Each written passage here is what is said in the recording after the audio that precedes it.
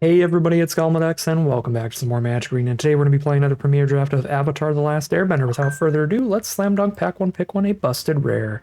3 mana, 2/3 flash flying Aang Swift Savior here. When Aang enters, airbend another creature or spell. So you can flash this in, eat their attacking 2/2, airbend another one of their creatures to make them recast, and then you can flip it for 8 with Waterbending as well. So you can tap a bunch of permanents to do that. You get a gigantic finisher. This card's completely broken. And we're going to win in the best way to win in Avatar: The Last Airbender, which is to draft ridiculous bomb rares. For pick 2, we have a Boomerang Basics here for a really nice tempo play to go alongside that Aang in a blue-white deck. Certainly the strongest blue or white card here, and probably the strongest card in the pack, period. It's a relatively weak pack outside of that. Yep. Pick 3, Pretending Poxbear is a fine filler 2-drop that replaces itself when it dies. However, Toph I think is strong enough to maybe go speculative off color on this pick, because Toph is by far my favorite of these cards in terms of power level. The rest is mainly a bunch of really filler creatures. Removal spell that I would basically never recommend playing because you're 1 for 2ing. You're giving your opponent 2 cards of value at the cost of 1 of yours. Yeah, I'm going to take the Toph here. Pick 4, Kyoshi Warriors. This is a very solid white common. Go with our Aang. It's great on the curve as well. Turn 3 Aang, turn 4 Warriors. Multiple permanents for the Waterbending ability. Yeah, this is a relatively easy pick.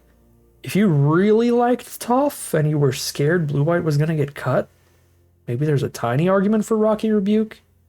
You would have to be very, very,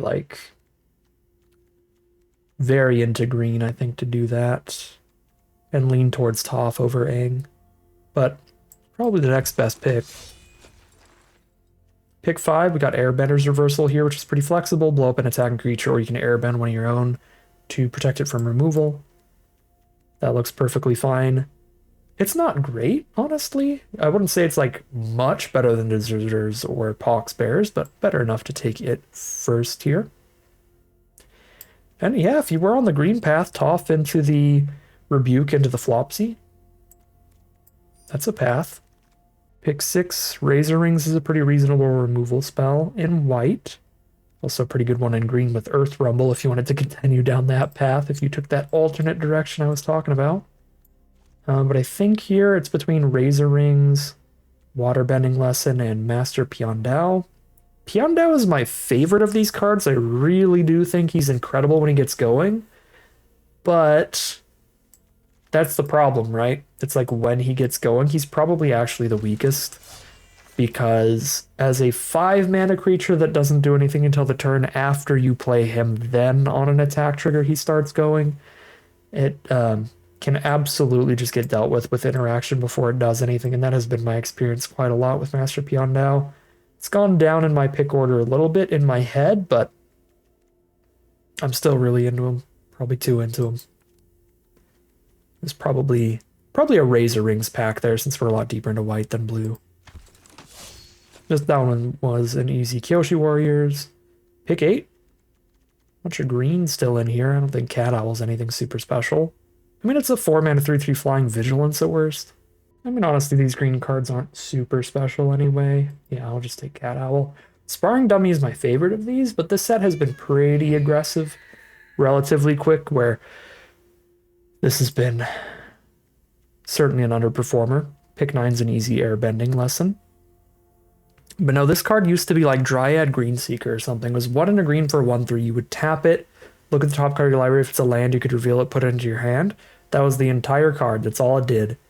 That card was a banger, but that card was also pretty old by now. It's like 10 years ago. Sets have just gotten faster. Pick 10, Wandering Musicians I like a little better than Cat Owl. Certainly over the second Cat Owl. But, I mean, Rebellious Captors is a good card. We're only like 1 card, not 2 cards deep into blue. This is a really good 2-drop. I've got multiple 4s. Yeah, I'll speculate on Captives on this one. Green-white as our backup plan. We are definitely a white deck, though. Highly doubt I play this air temple.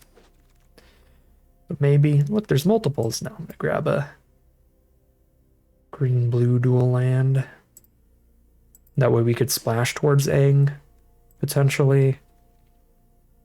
Whether we're white-blue splash green or green-white splash blue, that could be helpful. And these last two picks are very reasonable green cards, actually. I mean, they're both filler, but they're reasonable filler. The Sentries and the Origin of Metal Bending. So that's some late solid green stuff. Yeah, I could just see Splash Aang being the play here. It's the only mono blue card outside of Boomerang Basics. The only non-hybrid blue card. So pack 2, pick 1. Earthbender Ascension is pretty slow, but very high impact. You get a 2/2 when you play it, and you ramp up another land, which is fixing as well. This can grab our island off the splash. And then in the late game, land falling more counters onto the board. I feel like this card's pretty good. It's kind of perfect for here, for being like a solid on-color green or white card that also just gives us main deckable fixing to grab the blue for Aang. Pack 2, pick 2. Glider Kids is fine. The green cards are really slow. I mean, my favorite card is honestly Messenger Hawk here, out of blue, but again, we're trying to play green at the core, not blue at the core. I'm not splashing in Messenger Hawk. Just take a Glider Kids then. Pick 3. Get a 2-drop. 2 mana 2/1 when it dies, replace it with a 1/1. That looks fine. Not splashing in a Quench. Compassionate Healer is pretty equally good with the Poxbearers. Pretty tied there in power level. Don't really want a 6-drop Appa finisher. Just a bit slow. But another fine filler. A fun top-end card. Definitely need to get our 2s in order first, though. Get plenty of 2-mana creatures. Should go Compassionate Healer over Poxbearers. It has some fun synergy with any other waterbending nonsense we get. Pick 4, we can take a Razor Rings, take a Badger Mole, multiple creatures off the one spell, nice and beefy, gives all of your Earthbended lands trample, and anybody else with counters too. I'm a pretty big Badger Mole fan. Can I take that over another removal spell like Razor Rings? Maybe I shouldn't. I'm on majority creatures right now. Only one hard removal spell. The others are like tempo or like naturalized. I feel like I kind of need Razor Rings here over Badger Mole, but Badger Mole's my preferred card. Like pack 1, pick 1 kind of. Another Kyoshi Warriors, pick 5. Just all the Kyoshi Warriors, sure. Pick 6, Path to Redemption. More filler removal. Definitely better than just 4 mana Earthbend 4. We're actually seeing a bunch of reasonable blue. Pack 2 now. But hey, still great green. Allies at Last is a ridiculously good removal spell. Super, super efficient. Just, there's so many allies in green and white that this is often 1 or 2 mana. And even at 3 mana, it's a very good removal spell. So Allies at Last here.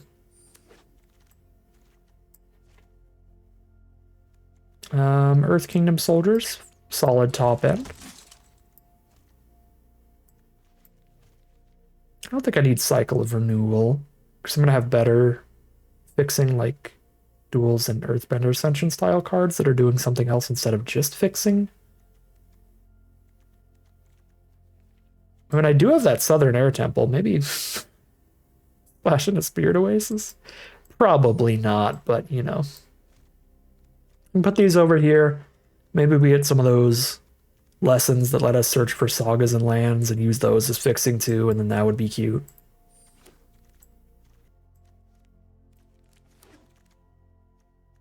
Pick 12, Badger Mole. Let's go. Objectively correct to have taken Razor Wings. You'll love to see it. The hindsight perfect pick. All right, what do I need now out of this last pack? We've got removal.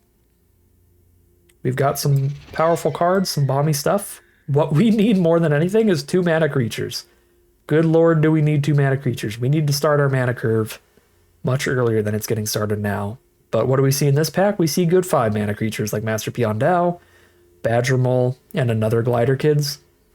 There are no 2 mana creatures in the pack. I mean, there's an Herbalist, but we're not going to have blue mana that early. Often at all. I'm just going to take another Badger Mole here. You all know how much I love Master Peon Dow. If I'm taking Badger Mole over Peon Dow, you know I love Badger Mole. Because it gives you that extra creature even if it dies immediately. Oops, come on in, Badger Mole. Ooh, Aang, the Last Airbender is a really, really good card. Is it competing with a 2 mana creature? Nope. I mean, a blue 2 mana creature, but again, green and white are the core colors. Blue is the splash. Even this rare Aang, we're probably not playing turn 3 consistently at all. So let's grab Aang. When I say I need 2 mana creatures really badly, and I will take them over pretty much anything else, I mean white or green 2 mana creatures. This will put that pick to the test, because Glider Staff is a good card. Airbending is a solid tempo play. But I need 2 mana creatures enough. I'm going to take the Audience over the Glider Staff, even if Glider Staff is likely the better card in general. Now we take Compassionate Healer over Rocky Rebuke and Water Tribe Captain. Again, these cards are both probably stronger in a vacuum, but Healer is more of what we are lacking in our deck currently. They're the role that we really need to get filled.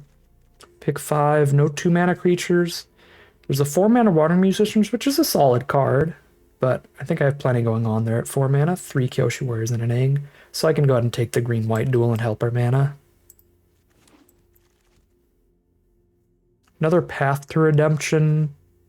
There's a 2 mana creature. We have 4 of them now, so we're not like really hurting for 2 mana creatures, but we'd still like 1 or 2 more if we can. I don't think Platypus Bear is good enough to be excited to take that over just a Path to Redemption here. For that kind of tempo removal. Path to Redemption has gone up a lot in my pick order. It has all the flaws that I was scared of early, where they could airbend their creature that has it on it, or they could like bounce their creature back to their hand, or they could have main deck like artifact or enchantment removal. But it has the upside of just being like a good tempo removal spell early in the game. Even if they do save their card, you've still slowed them down and gotten extra damage, and so when you are aggressive like this, it is just good. I could see an argument for the blue bounce card there.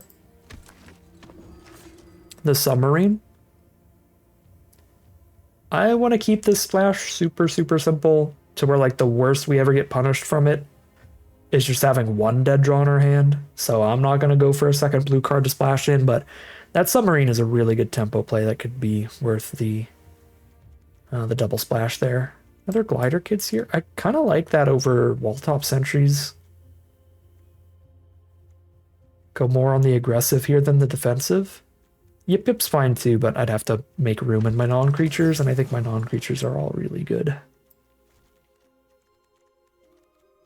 Or they're all perfectly solid, at least.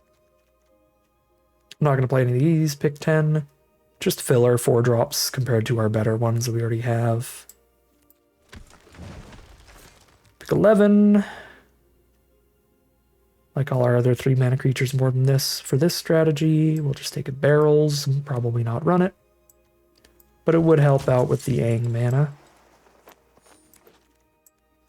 Alright. I think I need to cut a couple more cards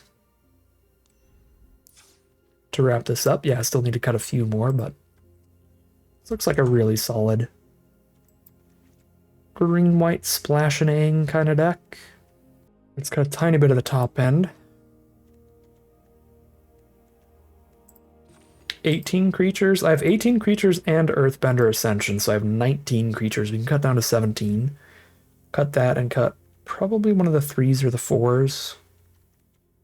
Water Tribe Captain or a 3rd Kyoshi Warriors.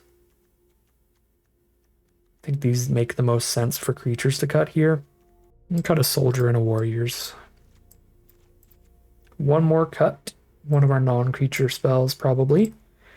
1, 2, 3, 4, 5 hard removal spells, 1 tempo, and 1 naturalize / indestructible trick. And probably whittle down one of the hard removal spells here. Razor Rings might have ended up being the least flexible of them all. This only hits attackers or blockers and only does 4 damage. This reversal blows up any attacker regardless of power, or it's another way to protect our own creature. The allies at last can hit anything. We do have to have some creatures on board to do it, but that should be the case. We're a very creature-heavy deck. The Path to Redemptions, they've got the issues, right? If we're playing against a deck with Origin and Metal Bendings, they could save their card. If they have Airbending, airbend their own card, they could save it. Like, our deck is pretty good against Path to Redemption, right? We could Aang our own creature to save it from Path to Redemption. We could Airbender's Reversal it, or Airbending Listen it to save it. So, maybe that's actually the cut here. Just did fear of running into the mirror match and getting airbended. But as I was saying, even then, got that blocker out of the way for a little while, got some extra damage in, got some tempo. It's probably another symptom of me just being a little too low on Path to Redemption, but I'm going to cut that here. Cool. Yeah, call it a deck here, hop into the gameplay, see how far this one can take us. Here we are on the play for game 1. Really nice curve for this hand. We also have all of our colors. If we draw our rare Aang, 3-color deck from our opponent as well, green, red, and blue. Play the Glider Kids and get our Scry here. Just gonna do the double Scry too. Looking for land 4, so scry that to the bottom. Trade into the Mana Dork. I wouldn't mind making that a 3/3 permanently, but that would be mana efficient. Just play the flyer instead. Scry that away. Looking for land 4. We've got a 4 and 5 mana play in the hand now, drawing that Badger Mole, so I'm definitely scrying towards mana.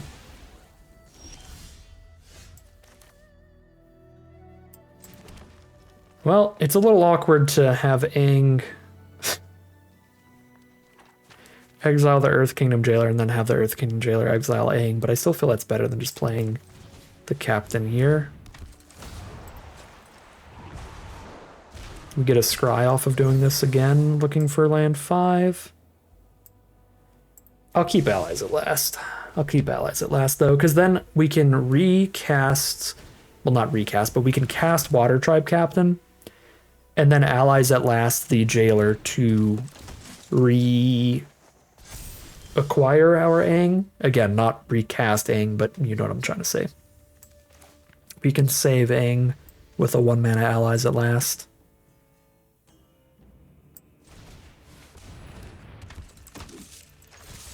Could have gotten lifelink on the swing with Aang here if I used Origin of Metal Bending to blow up their water skin, but I'd rather just get the extra stats out and have 2 allies out post Jailer.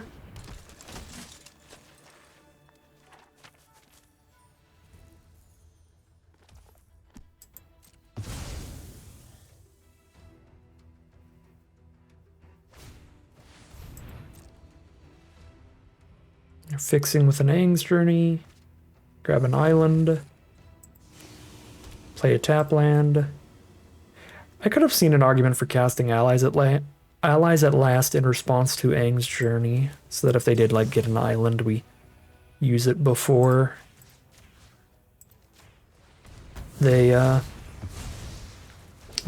play their land for turn.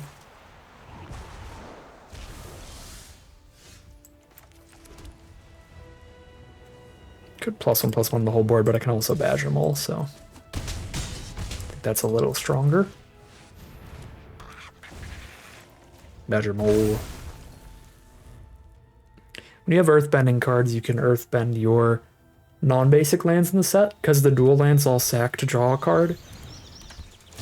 So if the 2/2 body ever becomes irrelevant, if you're doing good on your main color's mana anyway, then whenever that mana becomes irrelevant, or whenever the 2/2 becomes irrelevant, you can sack it and draw a card twice because it comes back the first time you do it. So that's why we animate that one. But we are 1-0 there. Head into game 2.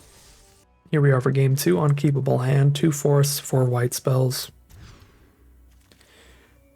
This is more keepable, but I'm not happy with it either. We have double scry this time to try to find the forest. Airbending lesson is our first draw. So we are on the draw here against green-white. Now we've drawn a blue spell as well, so our mono-white opener is getting real sketchy. If we could draw any land in the whole deck by turn 3, that would be lovely. Because we have several 3-mana white spells.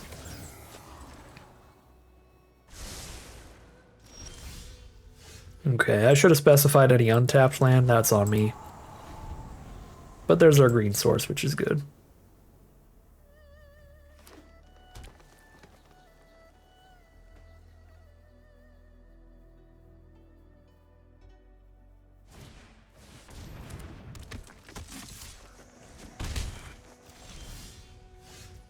Okay, another tap land. That's the blue mana, though, for Aang.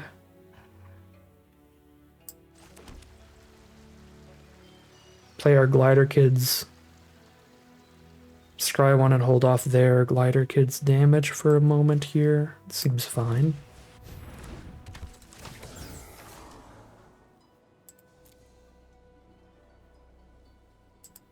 I don't think that's a really good draw right now, but it's probably better than a blind draw. We'll keep a Path to Redemption on top. There's Water Tribe Captain. And a Platypus Bear. Bear does not mill a lesson, so it's a 2/3 defender.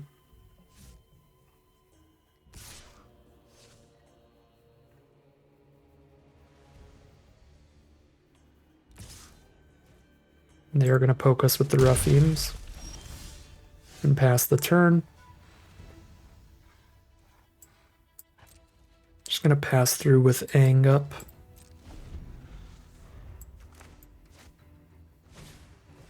Unlucky Cabbage Merchant. Could airbend that and then they could still just cast it anyway.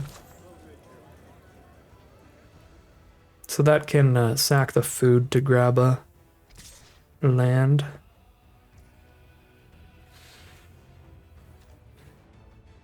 This thing doesn't look likely to get particularly good value at any point here. Could Airbending lesson draw the card for now.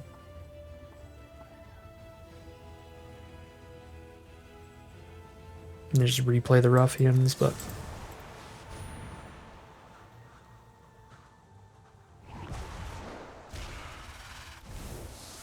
hit a land. I could play Captives and hold up Aang. Cool.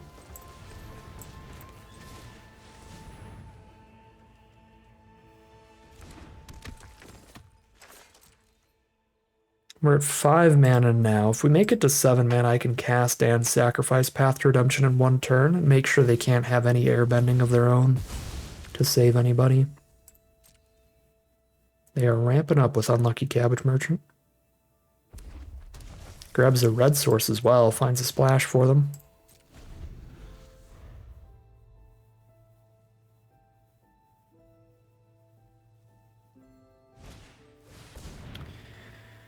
Toph the first Metal Bender triggers at the beginning of your end step to Earthbend 2, which means even if I airbend Toph, they recast her and still Earthbend 2.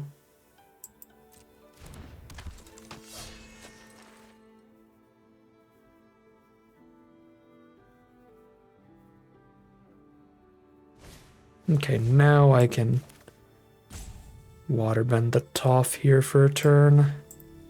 But I guess I still wait to combat in case they send. Stop in the second main.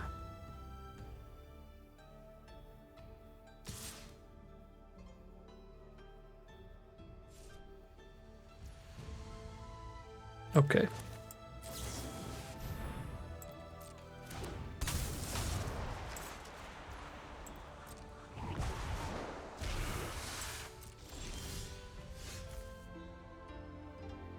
Whenever Aang and La attack, put a +1/+1 counter on each tapped creature you control. There's 6/6 reach trample on attacks. That blows up 2 of their creatures. Probably the 3/1 and the 2/3. Nope, that's still not 6 power. Have to be one of the good creatures in Ruffians. I feel like that's worth it.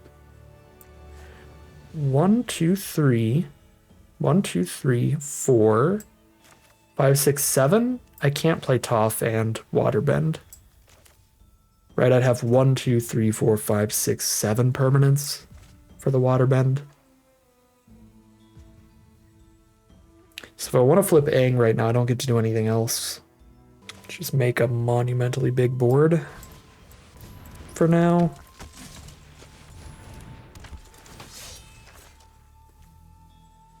A little low on green, but I think I can still afford to do the non-basic little trick there.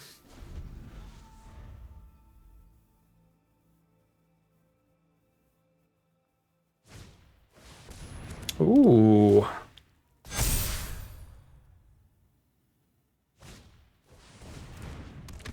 Alright, wrong order, but it works.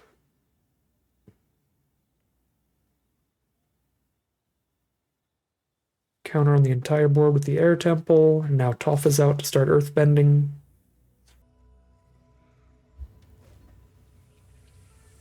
I think we have to take this hit. Try to keep everybody out for the Aang flip. Basic land off the top would actually be huge. Dang it. Basic land would be the ability to path away Toph entirely in one turn. So it'd be 7 non-Aang creatures. Aang can waterbend himself. So I guess I could tap out for Badger Mole. Hold everybody up on blocks, declare a bunch of blocks, and flip the Aang.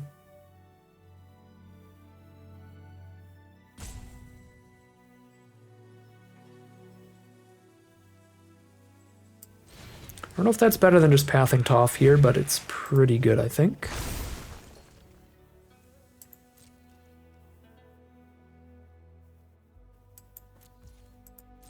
Could have actually animated another land. That would be one more creature to put counters on with Aang later, maybe. But the bigger blocker immediately feels pretty big. Yeah, this is kind of the board state of nightmares here. Water Tribe Captain's activated ability. Their whole board's 1 more power toughness than it looks like.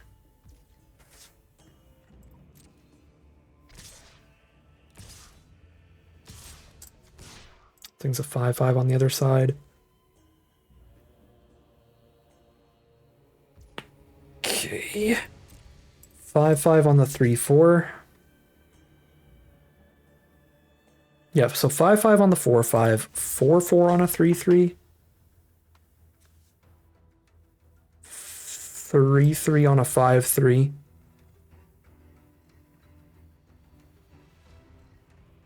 We want to do 6 toughness against a 5 power creature there. I think these are the blocks. Captain's ability is strong enough. I could see trading Toph off instead. But Toph's also going to be really big. They're already 4 power, and then we've got a Captives as well, potentially. And obviously Glider Kids isn't going to kill the Ruffians.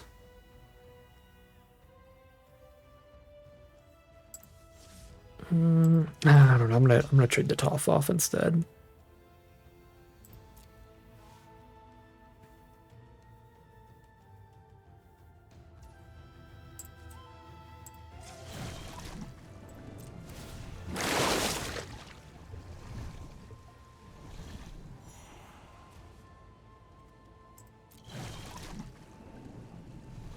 Play path, activate path next turn.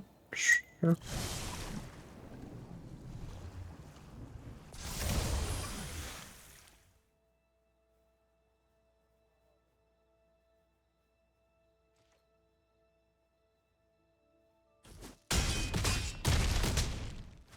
Uh-oh, post-combat play.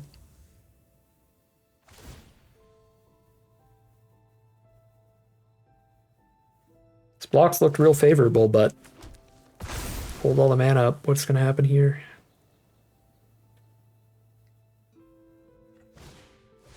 Badger Mole? Alright, so they still have quite the board. That's for sure.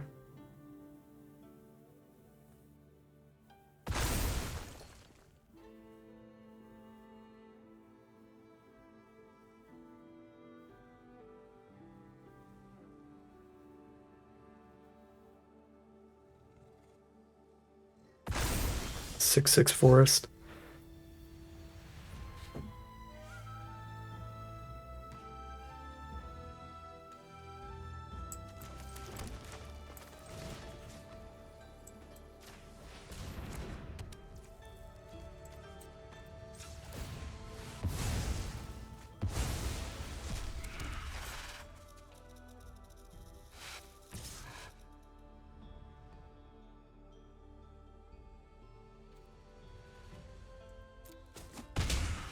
You know what I could have done there? I could have attacked with Aanging Law before exiling the Toph.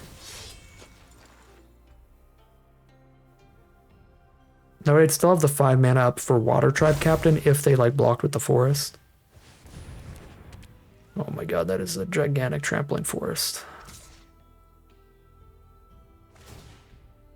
They draw a card off it each turn now because bitter work. I mean, if we kill it, they have no other Earthbending on their board, so Toph's is 0/3, Badgermole's not giving trample anywhere. But in order to kill it, I lose Aanging Law. I mean, sometimes that's where you're at, though.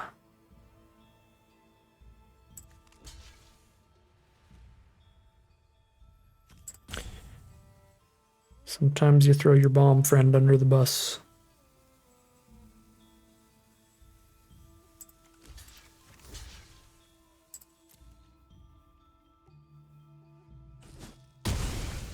Basically killing that land and killing Toph.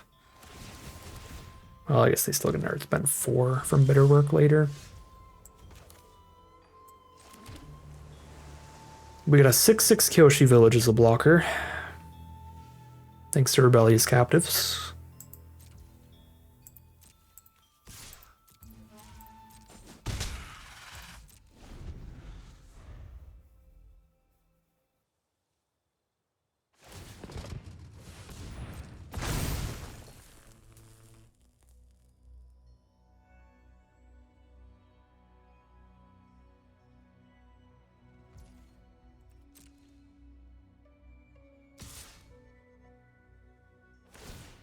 Draw off the forest.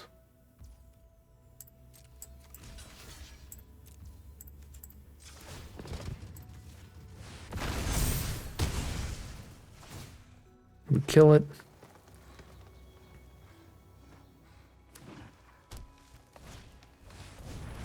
Freedom Fighters, a 2/1 and a 1/1. Okay.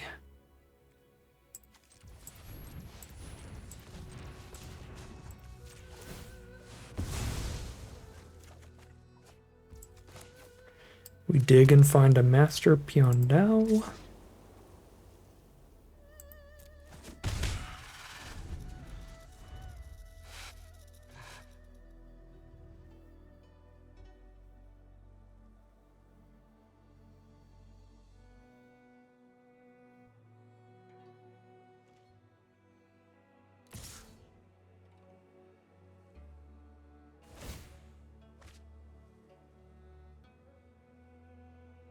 Village is getting lightning striked or something here.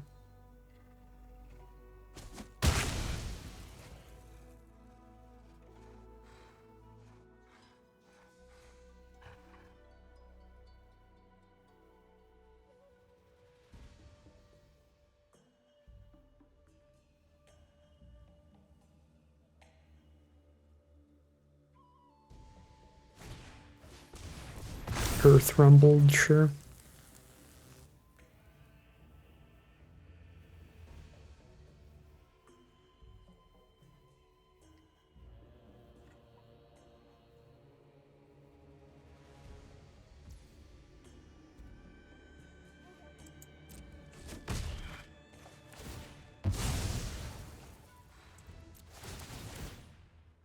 Didn't quite have the mana to sacrifice that land to draw a card.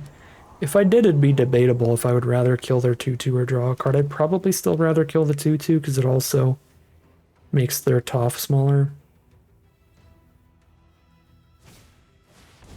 Oh god, double bitter work? Draw 2 cards for every 4/4 attacker? Yikes. Well, 4/4 first strike on blocks, so I mean they would activate an attack and draw 2 and then lose it, but they'd still draw the 2.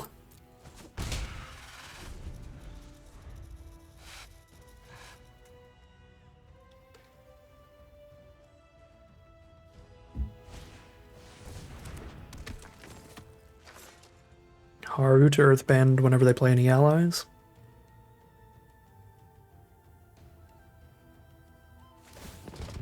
Make their 4/4.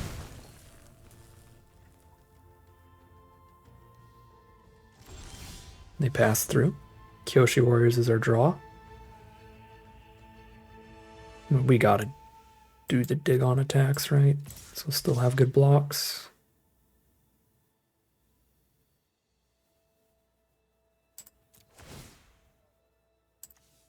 Find another Kyoshi Warriors. I've got the mana to spam both of them out here. Go for the kill with Toph.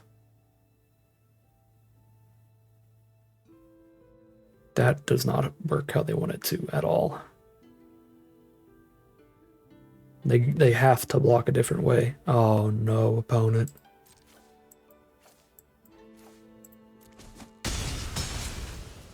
First strike is a heck of an ability. That's disgusting.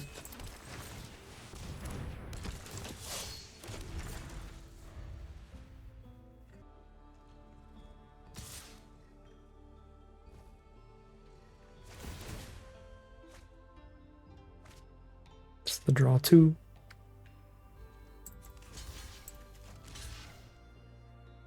Can block with 3 so that I still kill the forest through like a lightning strike here. Yeah, I'll block with 3.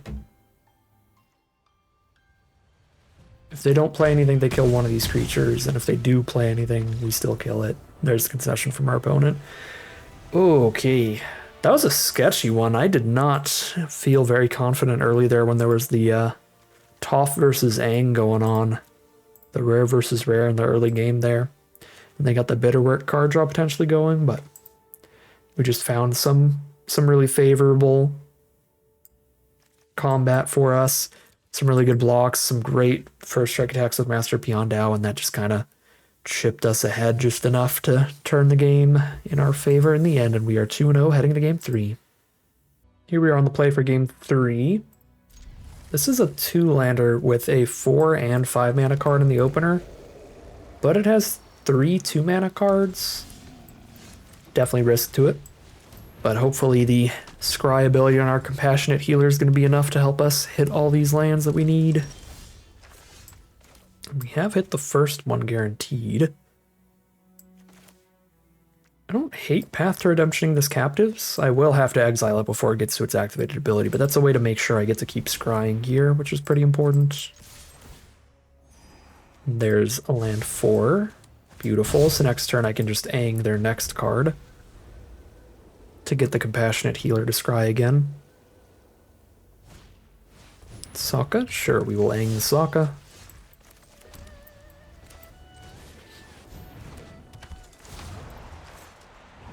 Scry into the land.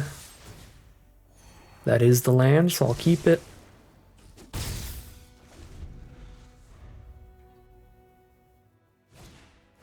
Ostrich Horse is the play. Make sure they hit their land, and they certainly do. They also milled a great Mythic. There's a card in the set that can return a permanent from your grave to hand and make a clue. They could have that, and that would be quite terrifying. I'm not going to exile their captives yet. I think they're under too much pressure to really be able to afford to just Earthbend 2 anytime soon. Especially with 2 Badger Moles coming up here. And the 2 Badger Moles coming up is why I scried away the Razor Rings, because I think a 6th land would be a better draw.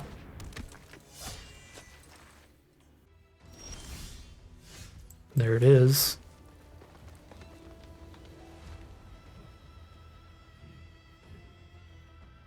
I hit a decent chunk less hard if I just play Badger Mole here, but this 3 extra mana held up here feels pretty suspicious.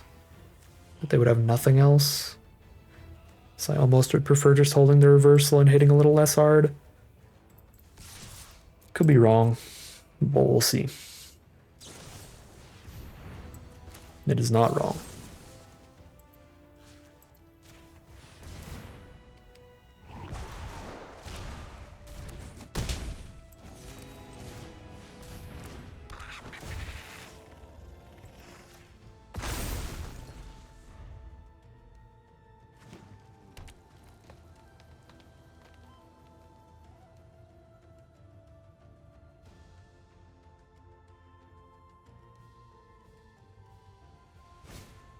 Kyoshi Battle Fan, 2/1 blocker on the ground. Worth mentioning, they have a very strong rare land on their board, the Abandoned Air Temple. If they have 5 total lands untapped, they can tap 4 other lands in this Air Temple and put a +1/+1 counter on their entire board. So we'll have to keep that in mind if they ever have a lot of mana held up when we're considering our combat math. Water Tribe Captain, it's another card to help muddy up the combat math a little bit. Just make this a 6/6 attack with everybody, I believe.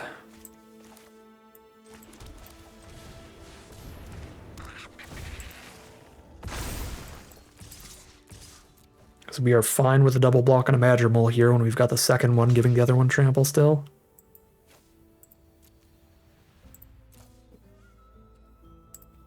Actually not sure what we kill here. I think because they have Abandoned Air Temple, Water Tribe Captain's ability is actually really irrelevant. So I'm going to kill Sokka, actually.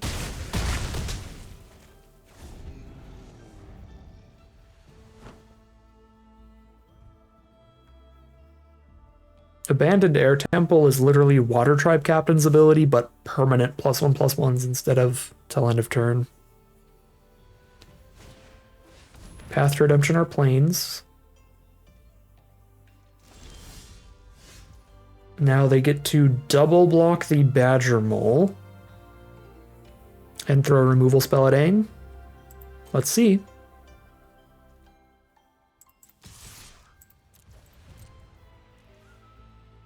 Double block Badger Mole.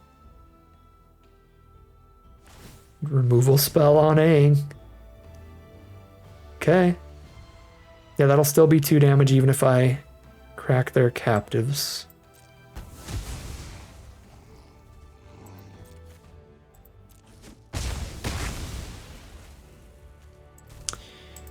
Well, it's a top deck war.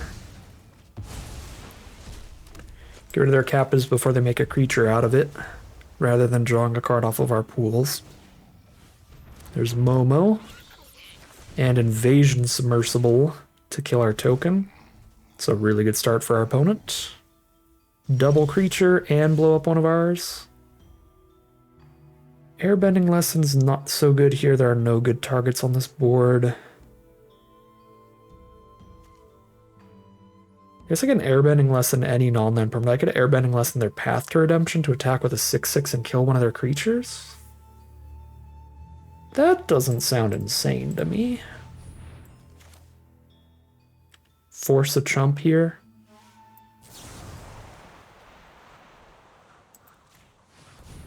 Force a chump, draw a card. Yes, this is kill one of their cards and draw a card. I guess it is fine on this board.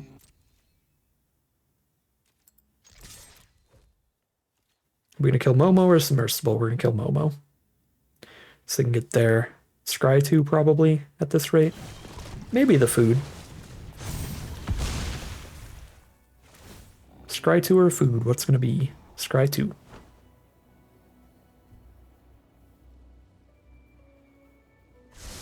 One at the top, one at the bottom, if that card is not a flyer or a removal spell.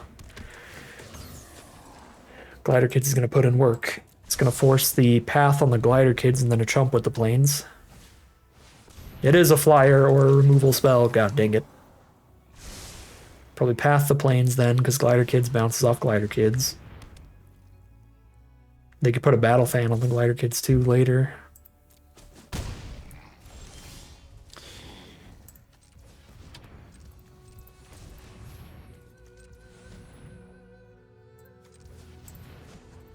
Make sure they're dead dust drawing Aang by having white blue 1-up.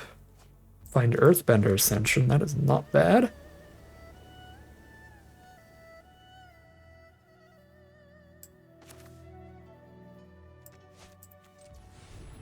Oh, that's actually lethal, I think. Yeah, because it's a haster, basically.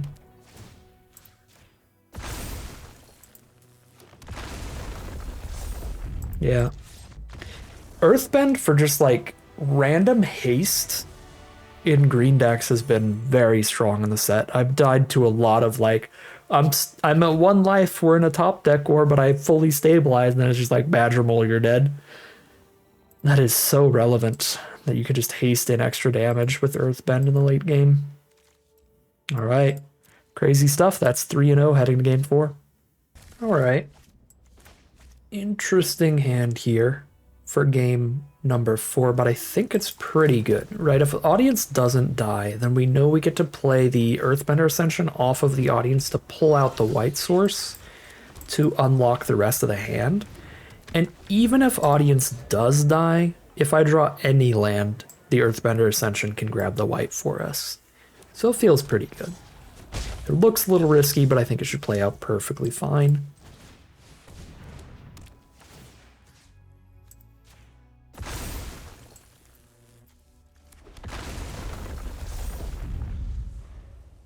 We did miss a land draw here, sadly, so we don't get like the full value of really ramping with Audience and Ascension, but we get to make sure that we're not like stuck on mana at least.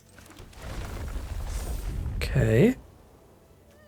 Opponent's ramping as well with this North Pole Patrol. I think we want to just play the Master. Try to get some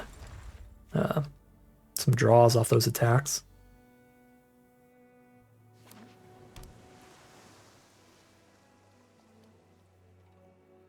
Could have played Captain and Healer. That might have been better since they haven't had to spend any removal spells yet. And we're obviously sad if Master Piandao dies to removal. What is going on with the sleeves? Why is the art so faded? But then like the symbol's really bright. Kind of weird.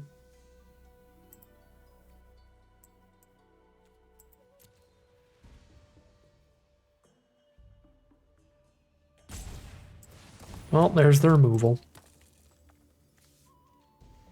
Aang can Earthbend this if we find the blue fast enough, but that is unlikely because we did spend one of our ways to search for blue, searching for white this game, just because the way our opening hand was set up.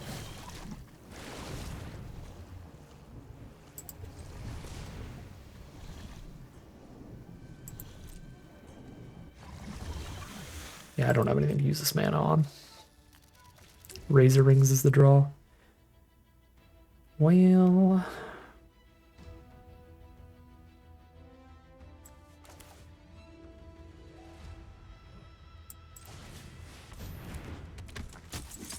I'll poke them here.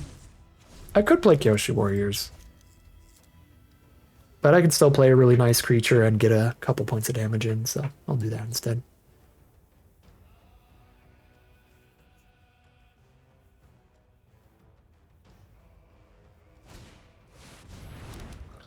Oh boy, 4/4 Vigilant version of Momo?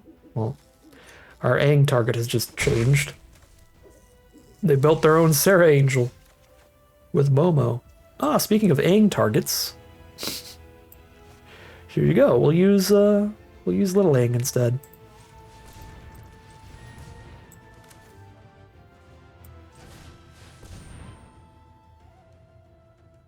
This is actually more mana than the blue-white Aang.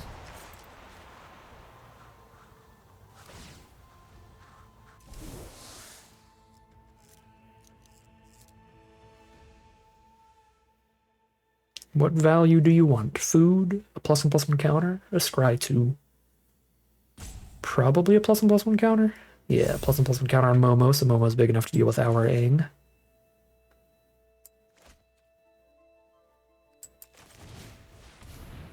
I kind of have to cast this pre-combat, or the patrol could tap our forest when we move to combat.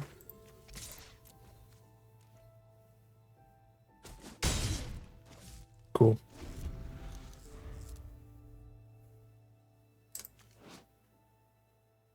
Okay, I was wrong about this being able to tap our stuff. They have to waterbend to tap our stuff.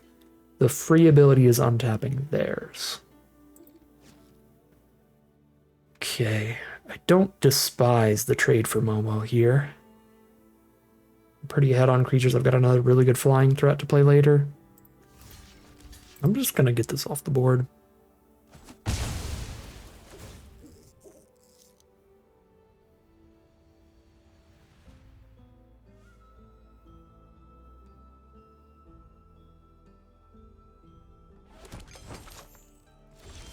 Take the food this time. We are one land away from an unlocked Earthbender Ascension. We have all the mana we need for Water Tribe Captain. Nonsense. There's the blue source for the rare Aang.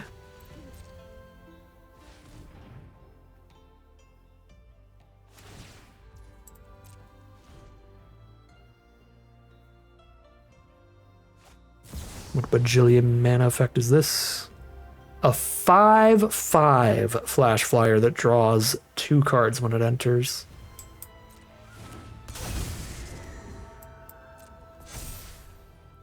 I lost to this exact same mythic twice with our mono black cat gator deck. I am tired of this owl. Sick of him. Because even if I kill it, it drew 2 extra cards and killed one of ours. So it was a 3-for-1? No, it was a 4-for-1. Because we spent 2 cards to kill it, and they drew 2 cards. Very good work. At some point, I'm going to watch Avatar: The Last Airbender, and I'm going to hate this character of no fault of its own.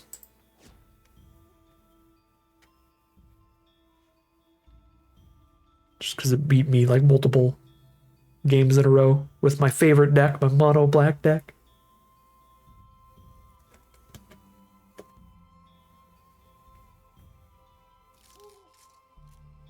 But this looks like it could absolutely be the revenge match. We're pretty favored on board still, so they need another quite impactful play like that to stabilize at this rate.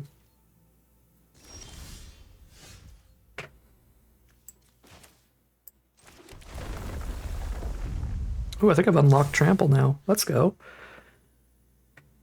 Can't really get through the 2/5 still.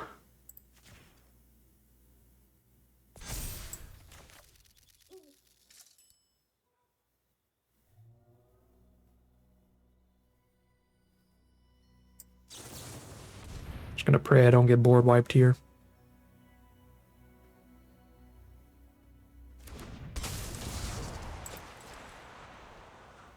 I guess I could have airbended their 2/5 to get some immediate swings.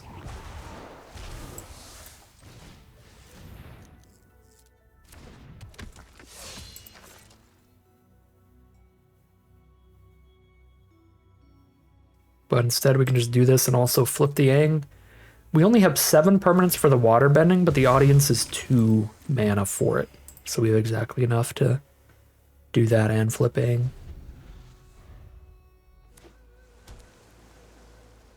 No board wipe.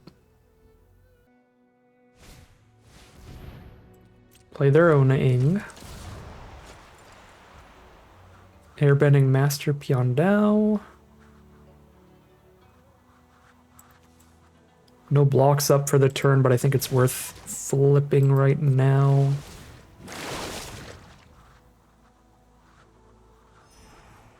Draw Glider Kids. Sure. Can double spell next turn, play a Glider Kids and a Master Piandao from exile, still attack with everybody else.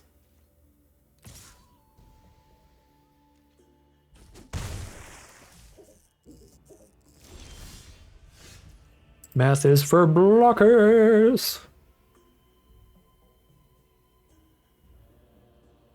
Oh, they can just tap Aang. Never mind. God dang it. It's much less cool.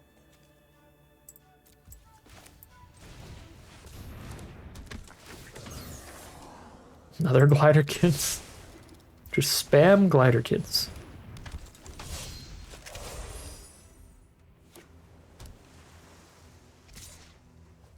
Aang's coming in hot. Whoa.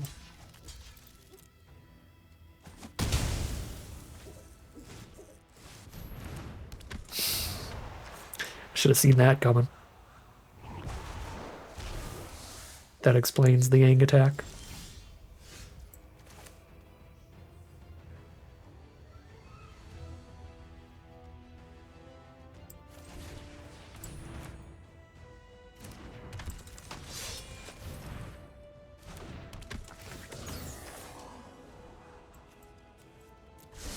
Lands aren't horrific draws, but we have much better spells we could find.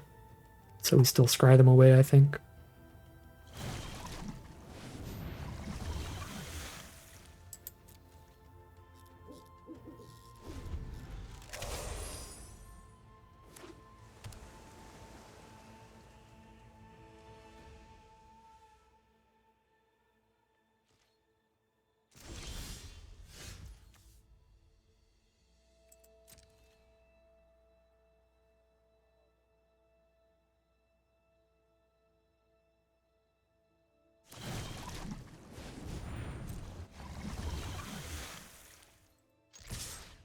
Eat.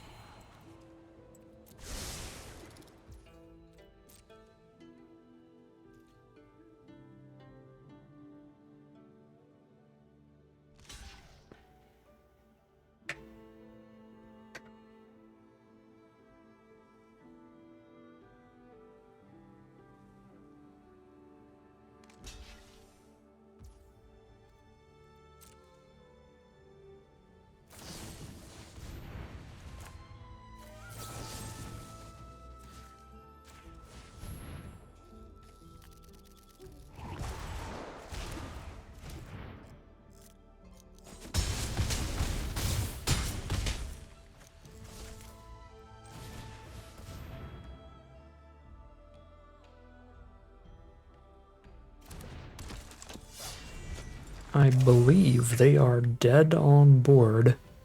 We'll see what they can draw to get out of this.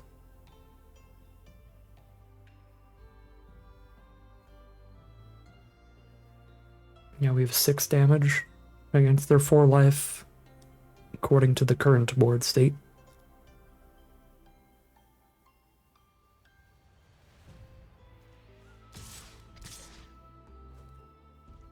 Send it.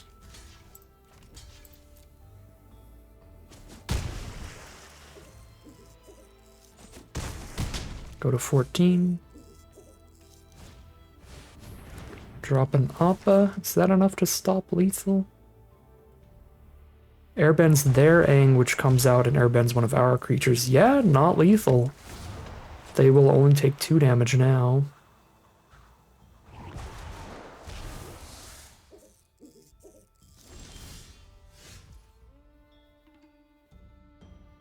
Oh, but they can't tap with the North Pole Patrol here, so we can get the Aang and La +1/+1 counters. So we still like put them to 1 and get a really nasty attack in, since they can't afford to tap here anymore.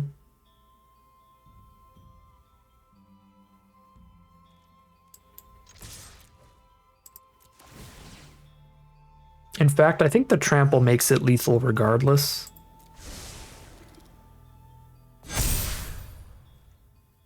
Yeah, somebody's getting through for 3, and Aang and La are trampling for at least 1. That's 4 damage. That's lethal. I don't think they had a way to get out of it with their Appa there.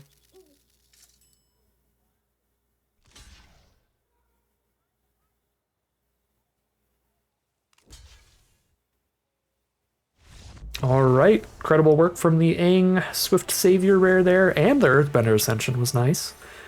Good stuff that game, and we are now like 4-0 heading to game 5. All right, here we are on the draw for game 5 with what could be a pretty sketchy hand. It is very much on the defensive side. Our only early plays are removal spells, but then later game we play some nice cards, so I'm going to keep this one, but again, not super excited about it. It's quite bad against the Fortune Teller. We're not doing anything about that, just letting it chill.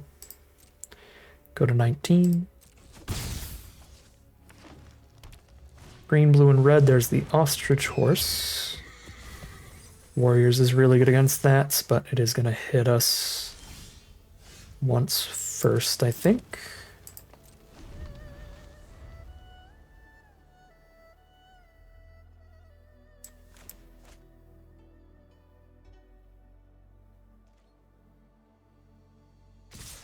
Take 4.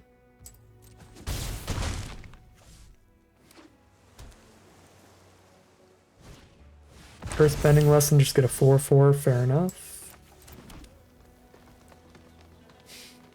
Might have to hold up the removal against that instead of playing Kyoshi Warriors, because then I don't have a good block for the 4/4, which is quite bad for me. Yeah, I think I have to removal spell the 4/4 instead of block the 3/1 here.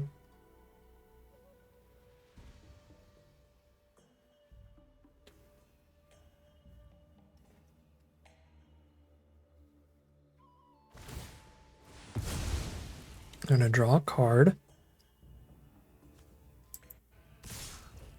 Send in the team.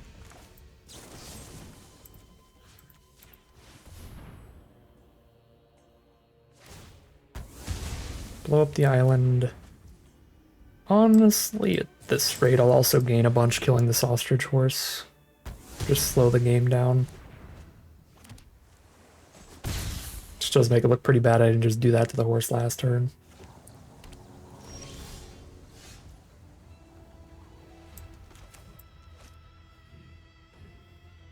I have enough white spells in my hand that I don't think that Earthbending the white dual land is great here. Kind of want to just Earthbend a forest.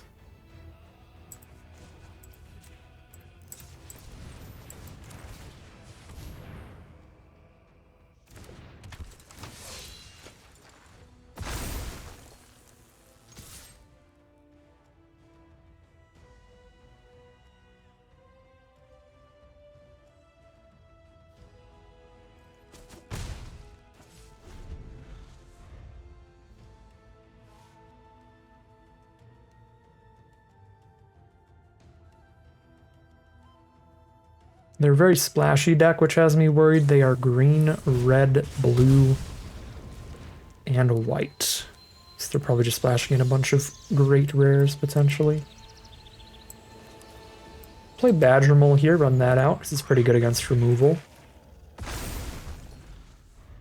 Still gets its good enter the battlefield value. We've got 2 different 4/4 threats now. And there's Boomy. That is super bad. 7/7, a 3/3, and Scry 3.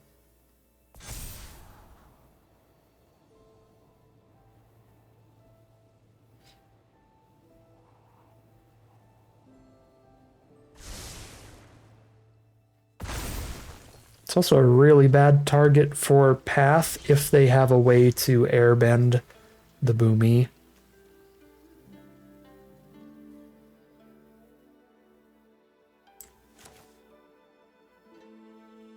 Still think Path is by far the best play we have this turn. Just really hoping they don't airbend this Boomy. That would be bad, bad.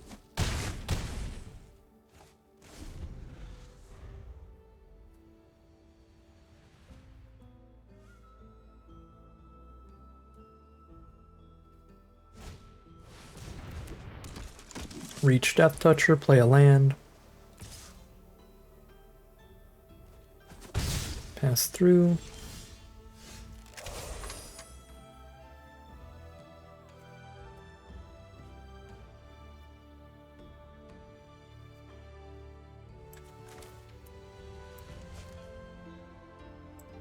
It gains life when it dies, not when it leaves.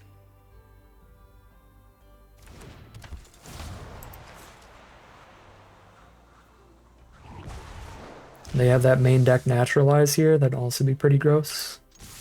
But they have a ton of instant speed effects right now with all of their lands, so could just be any of those. Firebending lesson, sure. Take 4, go to 6. They're dead in 2 swings from Aang. If we can get through their reach creature.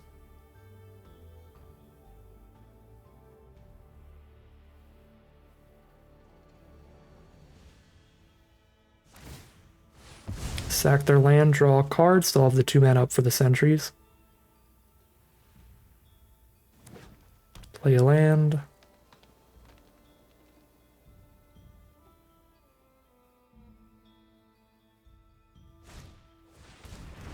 Haru, Hidden Talent, and the sentries.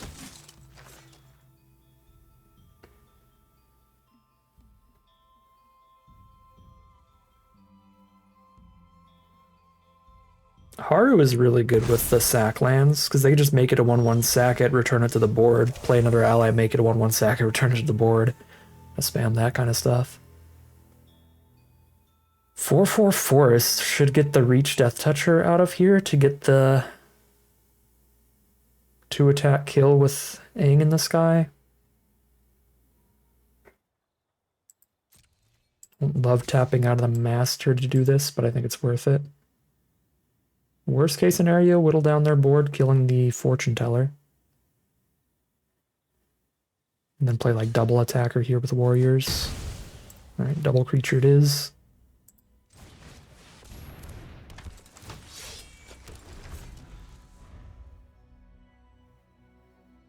They're playing off the top here, we'll see what they've got.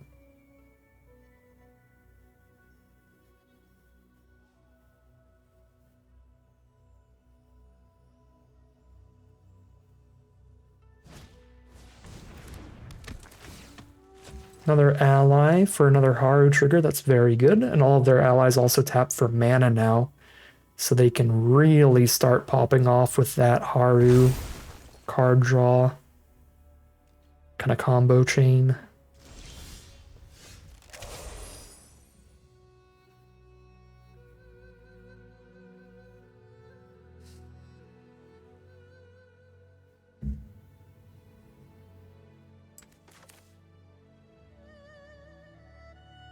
Get the first striker here. I feel like we get the first striker here.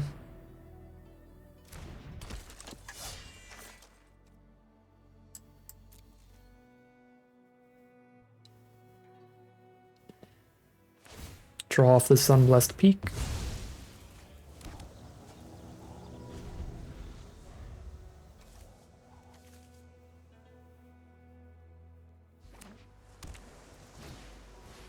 Play a Fortune Teller for another draw. Yeah, they are just digging through the deck. Oh, it's an ally as well? Good lord.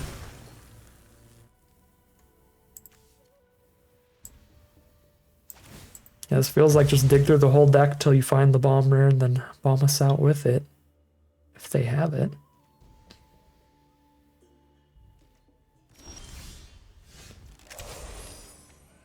I just need blue. This is not blue.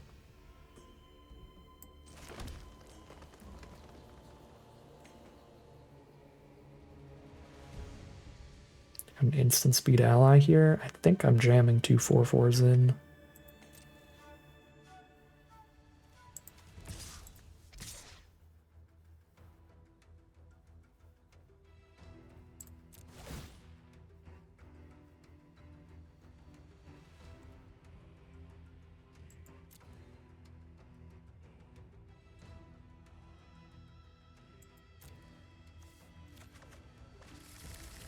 Airbending lesson makes their blocks a lot harder.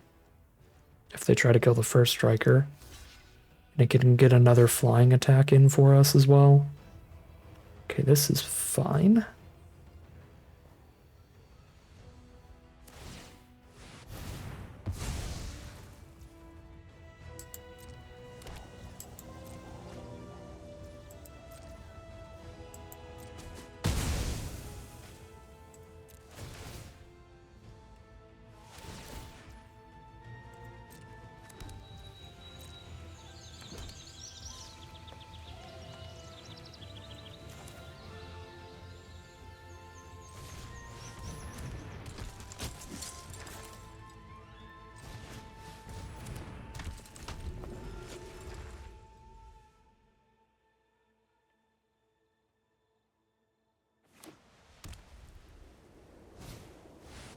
There's their bomb rare, it's Katara.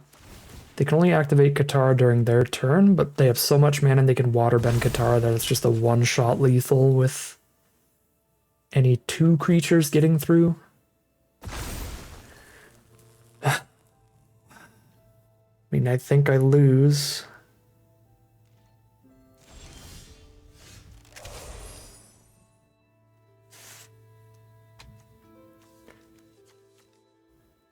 To like 9/9s minimum. They just need 2 more creatures than we have. We've got 1, 2, 3, 4, 5, 6. 1, 2, 3, 4, 5, 6, 7, 8.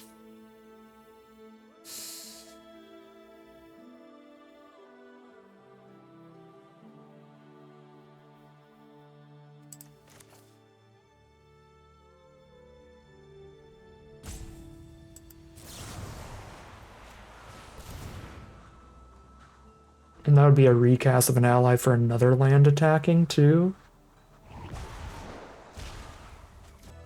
I mean, we whittle down 1 creature with the Master.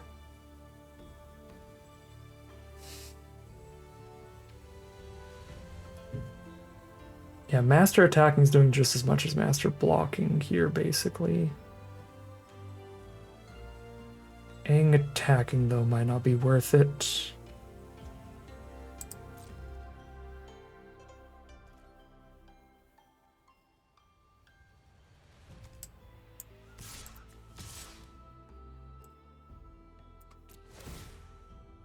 I think we're just dead to Katara.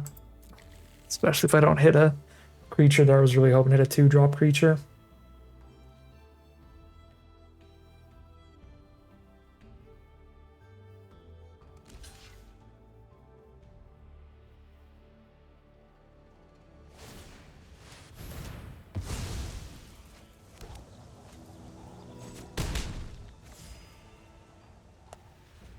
I mean, maybe the play was Airbend Katara to soak up a chunk of their mana. That's probably what it was.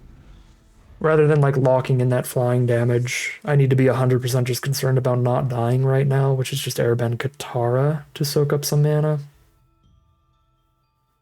They have 1, 2, 3, 4, 5, 6, 7 creatures that can attack this turn if they play that ally. We have 5 blockers. They probably only need 2 of them to get through with the amount of mana they have. Actually, no, Airbending Katara doesn't even work because that doesn't lock up any more mana. It's Airbending, not bouncing, so it's only 2 mana to recast Katara, so never mind that, scratch that. Airbending Katara is not the play. I could have Airbending lessened the path to try to put it on Katara, but then I wouldn't have the mana to exile Katara this turn anyway. So they get the activation and the attack here regardless.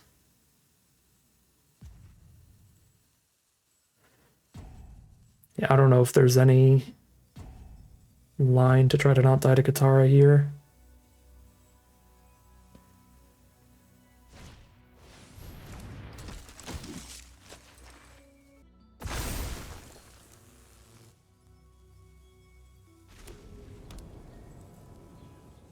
Everybody's an 8/8 at minimum.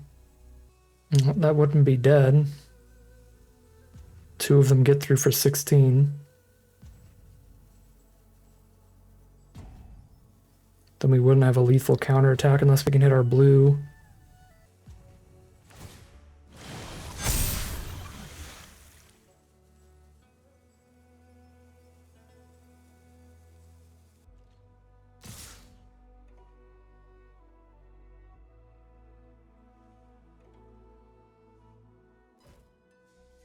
Katara has vigilance? Why on earth does she need vigilance?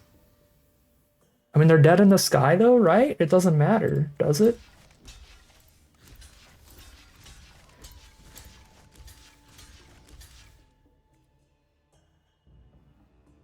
They're still dead in the sky, right?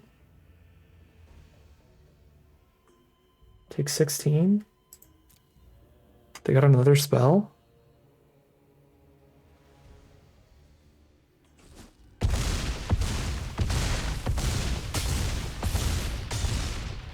I think they punted tapping the sentries there. They needed to tap Boomy instead. Oh my god, they punted. Yeah, they could have done that exact same thing, tapping Boomy instead of sentries, and then I wouldn't have the lethal crackback unless I hit blue.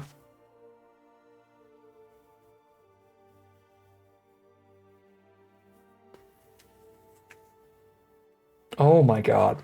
Yeah, I don't know what to say there. Qatar is such a nuts card that it's like, I think we genuinely had no chance if they caught that they could use Boomy instead of sentries, or even if they just didn't use sentries and just did 7. Oh, what a stressful ending to that game, but we still get there. We are 5-0 now, heading into game 6.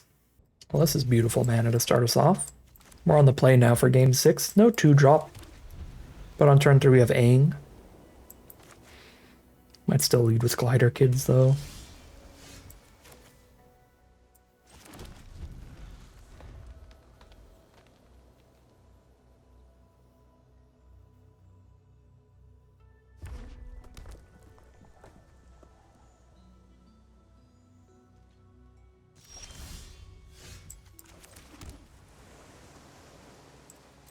You know, the fact that Aang can airbend any spell is like turn 3 they play anything, I just plop it into exile and then start jamming.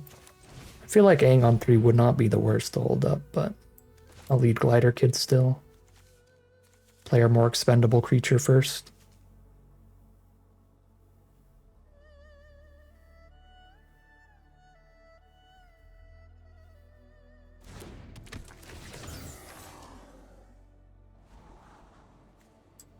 Do not need the audience.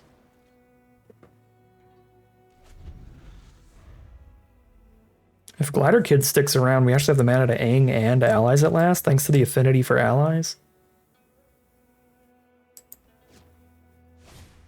Fire Nation Warship. That does not do anything by itself, so an Aang to stop their next card could be absolutely disgusting. I'm gonna hold that up over the warriors to slow down the warship.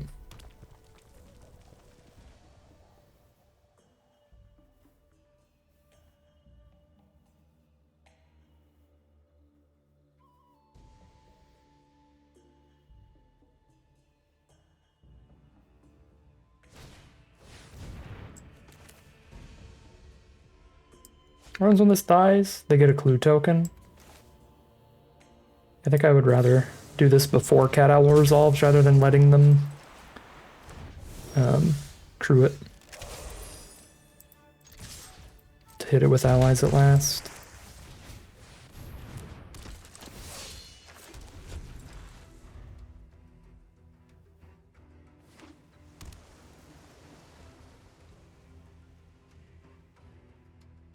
It's enchant creature only, so I definitely can't put that on the vehicle.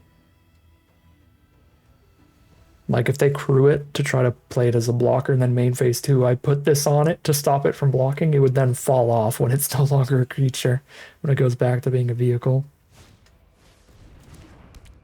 Aang's a humble merchant. Wonder if that ever happened in the show. Probably not.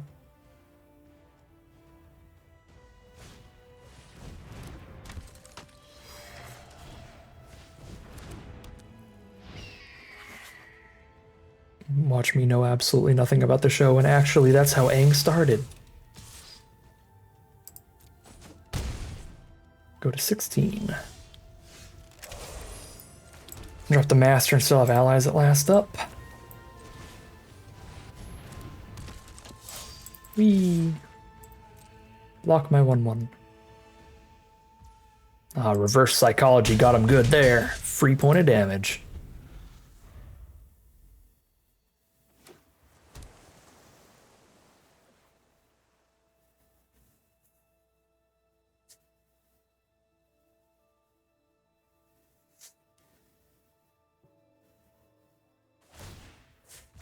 Doing some digging with Professor Zay.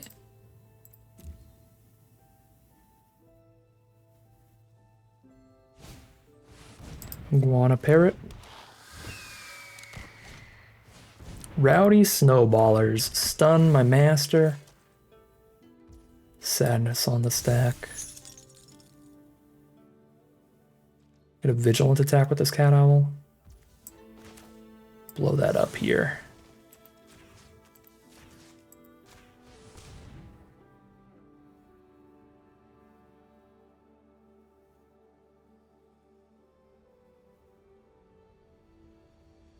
And they can crew an attack with warship if they want, but I don't think they want to.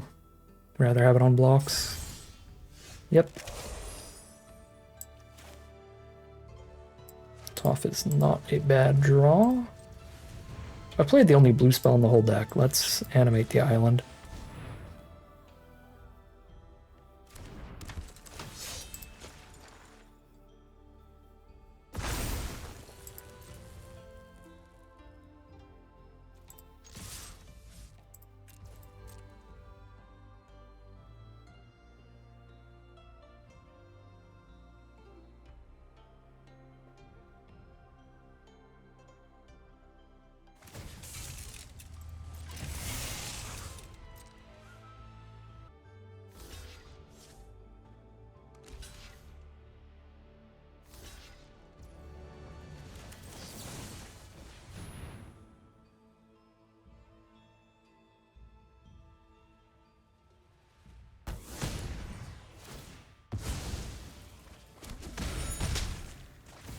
Alright, they're down to 6.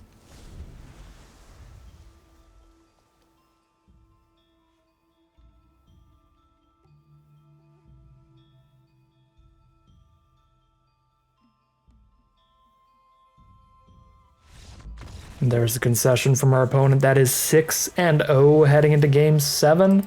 We have made it all the way to the final battle no matter what with 3 shots at it here. See if we can't get what I believe is our first trophy run. We've got multiple 6 winners, but I don't think we ever broke that ceiling there.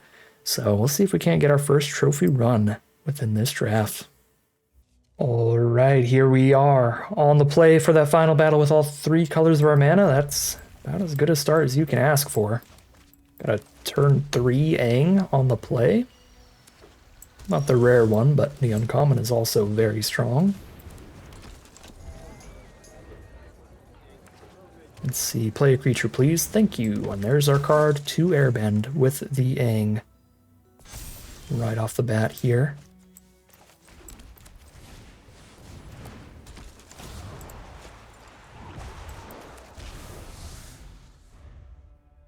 We're out of threats to cast here, just a couple pieces of interaction left.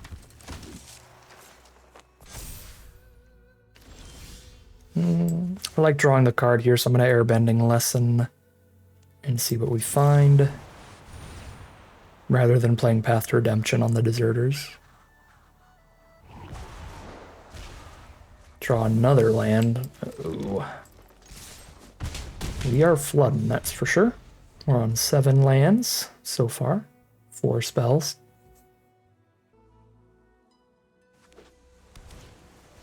And there's the Deserters again. 2, 3. On blocks on the ground, there's Glider Kids. So we can path that blocker, hit for 5, play Glider Kids. Have a Quench up here, probably. Could have removal for this. Nope, they got the Quench up. Indeed.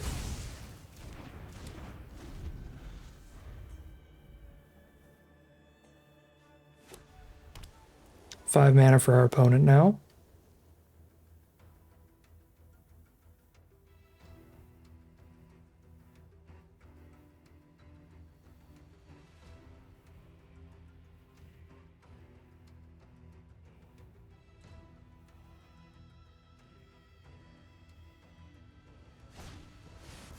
Play a warship that they can crew with the Deserters, and it's a big reach blocker.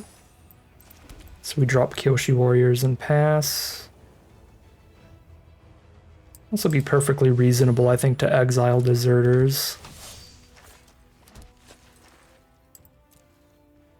Slow down the... Well, not slow down, but stop the warship crews until they play another creature.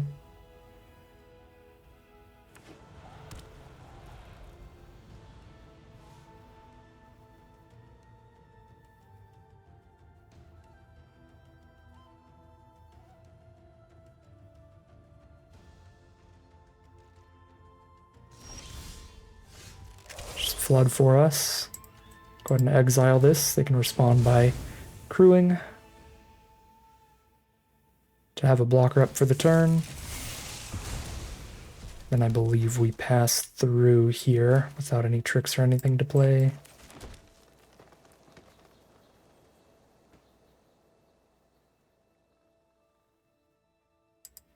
Yeah, against 5 extra open mana with a 4/4 blocker up.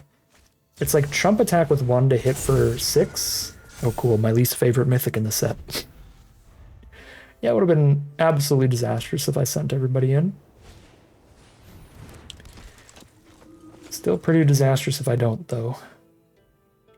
Because that card is a banger. They get a 4/4 Flying Vigilant blocker, draw some extra cards. Now they can keep gaining life every time they crew up the warship. And they get to attack while still holding the blocker up.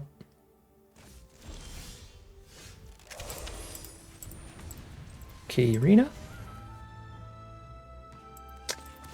I am sacking one of my few blue sources in the deck, so if I hit the 1 out of 25 chance and hit my 1 of blue spell, that'll be rough, but I mean, this many lands drawn, I just have to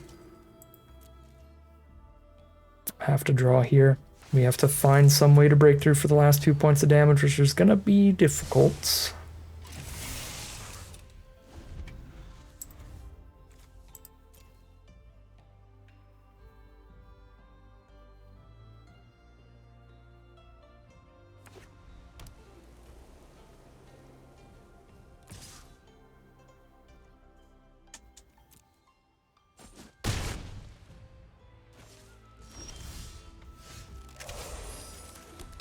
What can you do?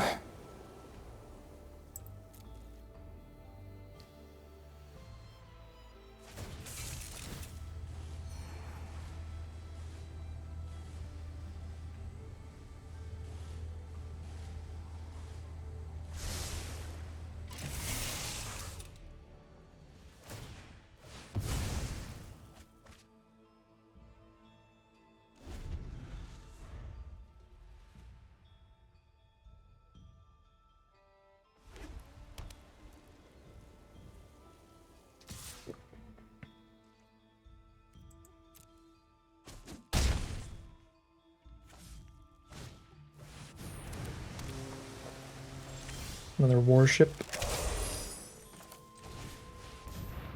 Some glider kids.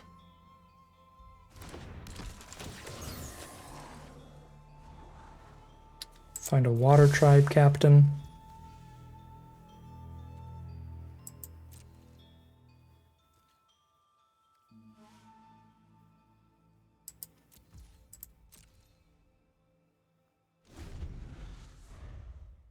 We're dead to like 1 instant speed removal spell. Just blowing up our double block. Airbending works too.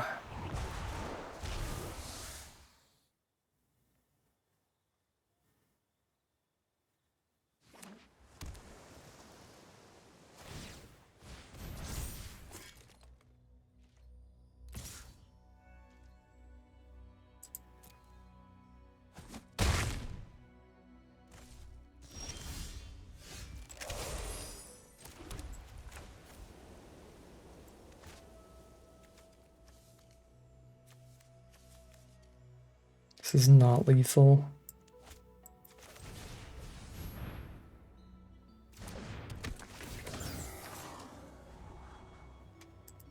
Raise Rings is too late. It's 5 toughness now. Yeah.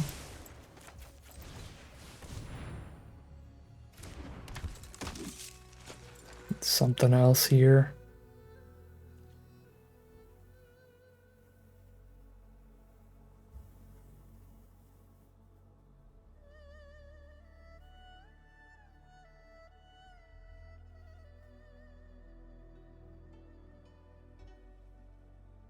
I'm gonna hit for like 7 here, and then try to finish them off next turn.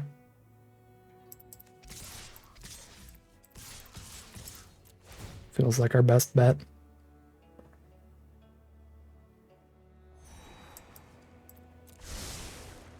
Still die to like any removal, but that's been the case.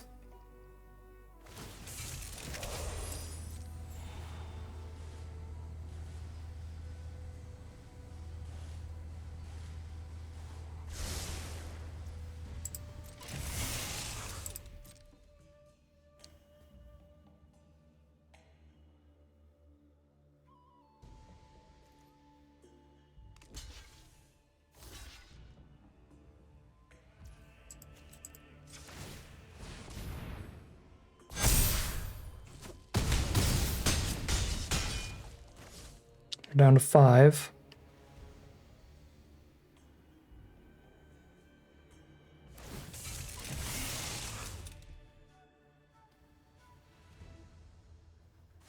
There's the removal for the flyer. You got me.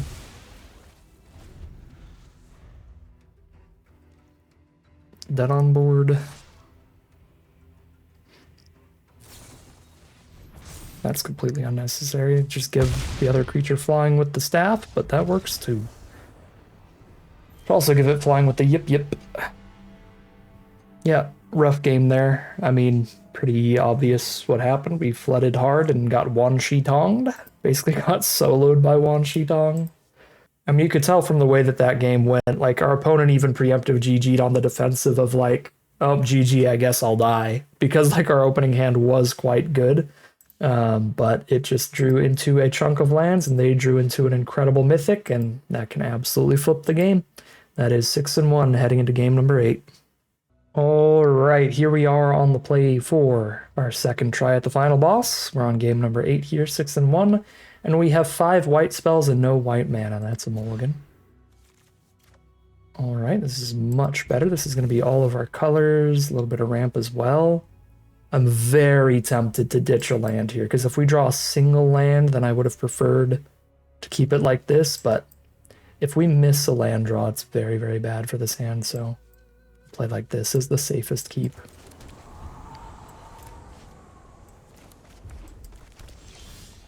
And there's the single land.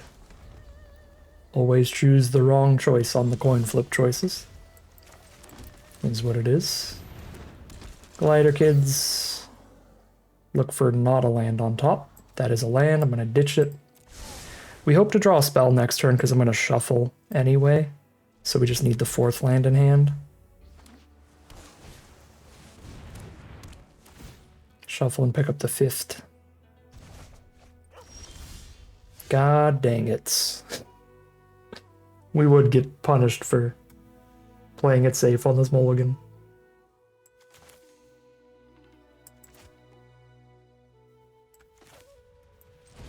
Alright, let's set up the Ascension here.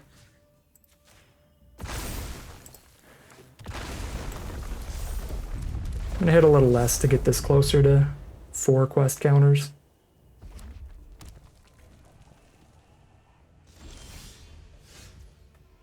Alright, quench mana. I'm gonna wait on Badger Mole against a bunch of open mana from blue. I'm also not gonna attack in a submersible.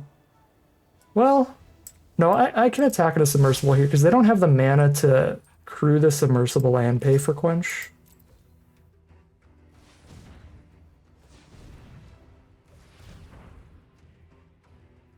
Because quench is 2 mana.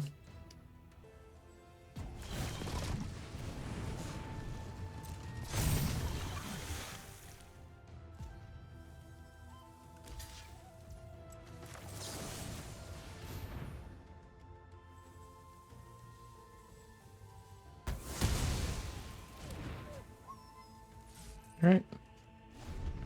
Pop that and it's on to their next turn.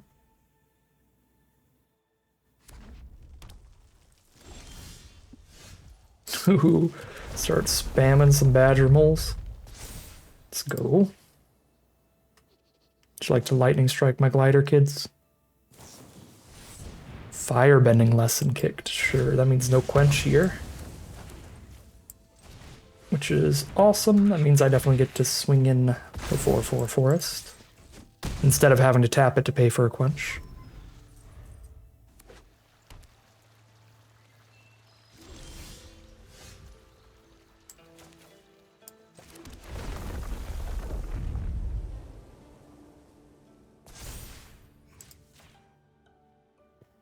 And the village to be able to sack and recast. What is your hand?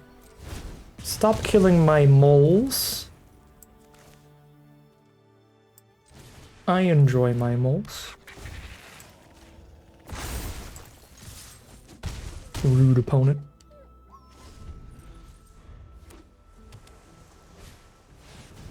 Uh-oh.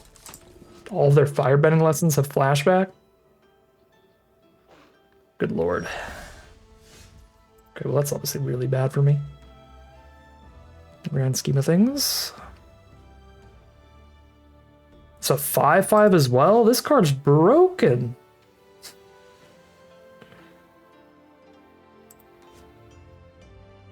How do I ever beat that? Just outrace them? God, I think I have to draw something off this village. We can't outrace them on this board. We can't break through without losing the creature, and then they kill the other one and we're out of stuff entirely. That is so strong here.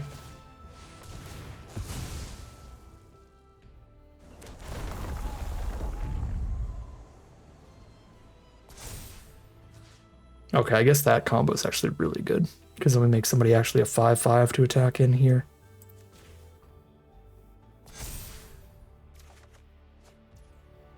Make them both 5/5s to attack in here? Alright. Never mind. Our rare is also very good.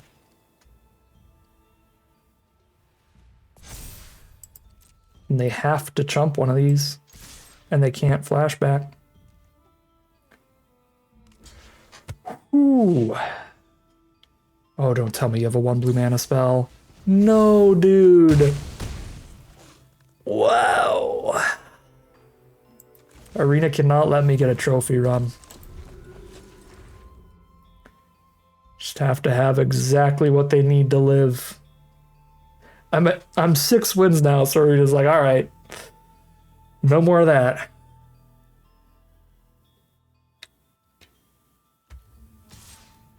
This set is gonna make me an arena shuffler conspiracy theorist.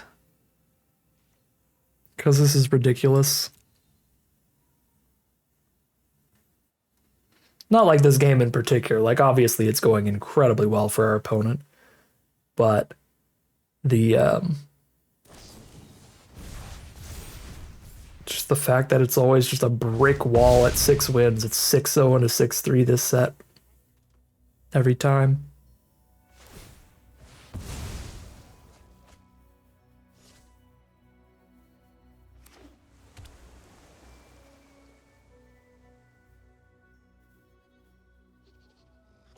They actually didn't keep up the kicked firebending lesson mana here? Oh, because they have water grasp. Cool. Fun.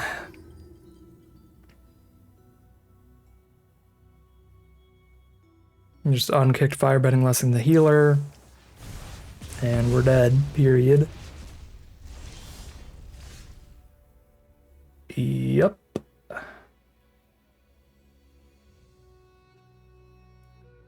Origin of Metal Bending does not untap this forest.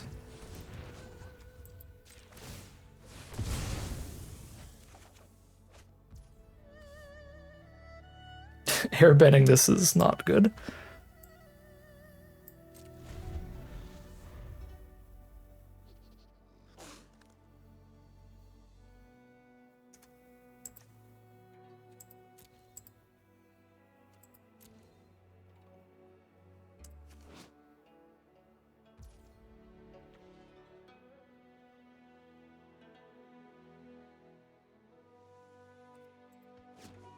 God, it's every single instant sorcery has the flashback.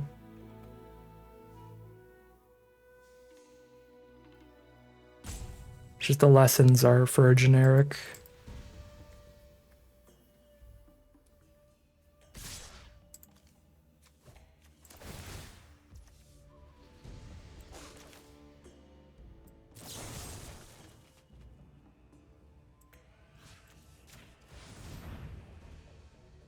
Do not have a second octopus form, please.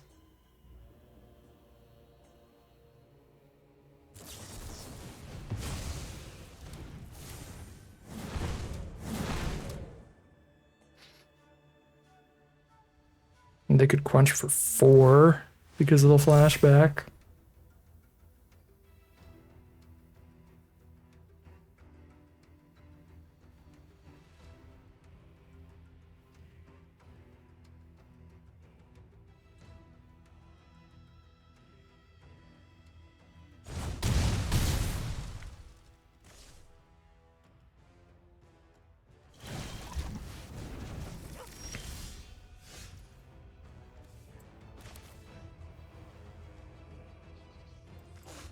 Got the mana for that.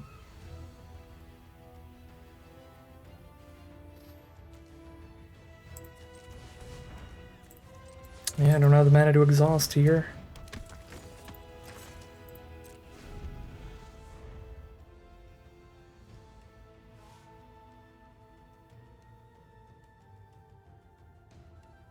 To try to like haste any damage in.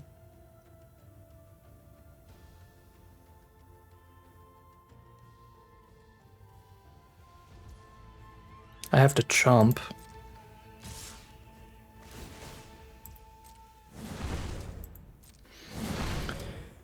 Yeah, this is a good play from our opponent because we can't, like, block in metal bending to keep this around. They just respond by shooting it with the firebending lesson anyway.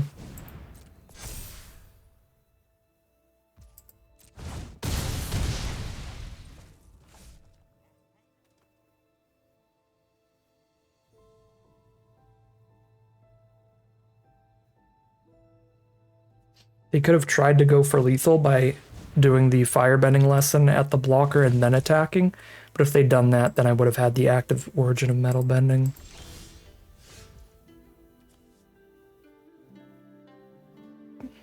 It's way too late, I think. There's a slight chance.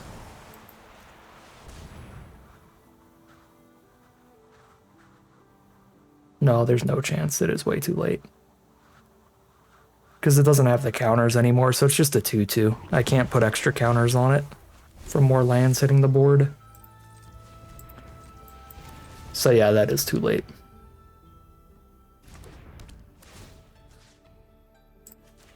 And we're just dead. It's one blocker. Unless it drew into something great, and it certainly did not.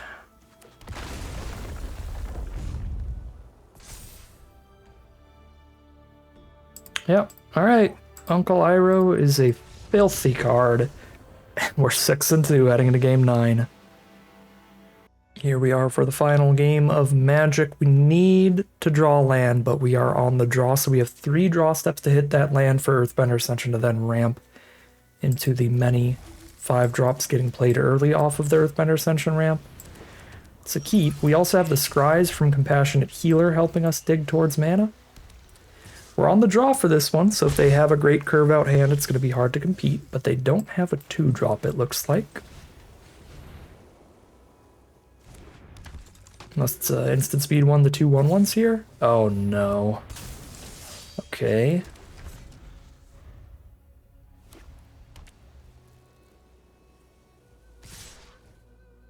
Combat trick away our 2/2 now. Razor rings it. Okay, that's not so bad. Good lord, okay, never mind, it is. I was gonna say it's not so bad because then they can't play another creature this turn, but then they went and played another creature this turn.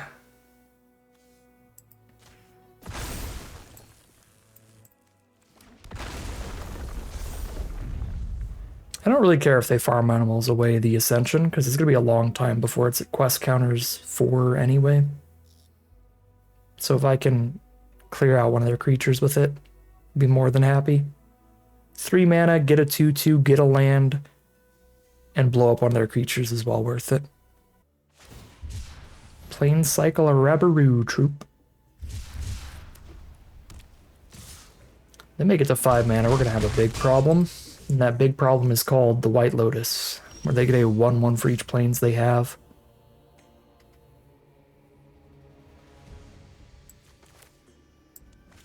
Probably Glider Kids to scry and try and make sure there's a land on top here.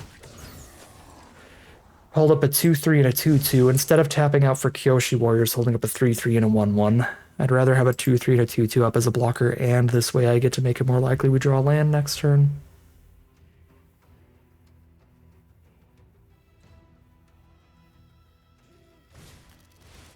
Okay, Team Avatar is lethal so fast with all their token production and their curve out here. So I really can't produce flying chump blockers fast enough, and I've drawn 0 removal, so...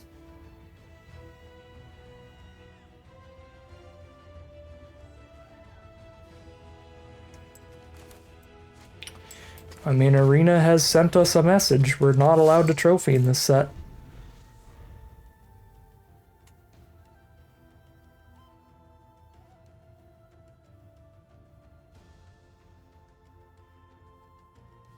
I feel like we drafted a pretty great deck. It played super well all 6 of our first 6 games. We saw like basically every card in the deck in those first 6 games. It's not like there's any like really bad or weak filler half of the deck that we could end up with.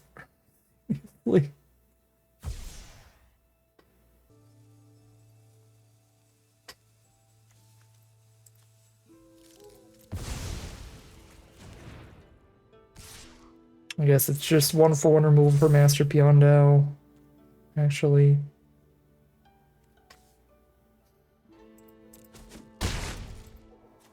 Could I draw one of my like 6 removal spells? No. The answer is no. Alright, if they have removal for Glider Kids, it's over.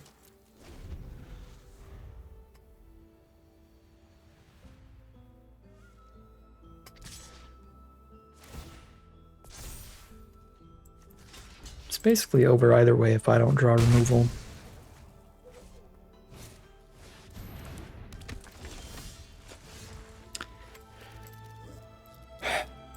I'll see you next draft, where we'll go 6-3 again, apparently. That's just the record of the set. That is the top you can go. You're not allowed to trophy. 6-3 it is. 6-0 into 6-3 is always rough, but it feels particularly brutal this time around because we've gotten 3 6-3s in Avatar: The Last Airbender. Alright, well, I guess that's how it's going to be. We've got 3 6-3s in this set. We've drafted it, what, 6 times since launch right now? It has been 6-3s, 3 6-3s, like some 2-3s and 3-3s, I think. Not the greatest record ever. Not terrible, but it's been very frustrating the way we've gotten these 6-3s. Feels like a lot of like 6-0 into 6-3 style drafts. Yeah, I think this deck is great. I don't see really any issue with it at all. It's a little bit lower on removal than I thought it was. We're on 4 removal spells. Yeah, 4 removal spells, but we make up for that by being 4 removal spells and multiple tempo removal. The 3 different airbending cards to slow them down. So 4 removal spells, triple airbending. It's still a pretty great amount of interaction overall. I think the Aang splash was great. The Earthbender Ascension being another good rare that also splashes towards the Aang made it a lot easier, and we also have double dual land helping the mana base. So I enjoyed the splash. I liked the mana base. I think that was pretty good. I really don't have any major issue with this deck at all. And, I mean, as you could tell by the first 6 games, it's more than capable of playing out pretty well, nice and consistently. It's got a consistent mana curve, consistent mana base, decent amount of interaction. It can play out pretty well. Unfortunately, it can also lose, as any deck can, as we saw in those final 3 games of Magic. Yeah, I honestly don't have any particularly stellar commentary about huge over or underperformers here today. I think this was a very straightforward deck with a bunch of just solid, straightforward cards, and it played as such, grabbing that 6-3 record for us. But that is going to end today's video. As always, I'd like to thank my patrons and YouTube members for their support, as well as you for watching the video. If you enjoyed it and are interested in seeing some more, you can always like, comment, and subscribe to tell the YouTube algorithm to send some more in the recommended feed. If you'd like to catch me live, check out the Twitch channel in the link in the description below. And if you'd like to support the channel directly, you can check out the Patreon link in the description below. But other than that, as always, Thank you very much for watching, and I'll see you again soon for some more Magic Arena.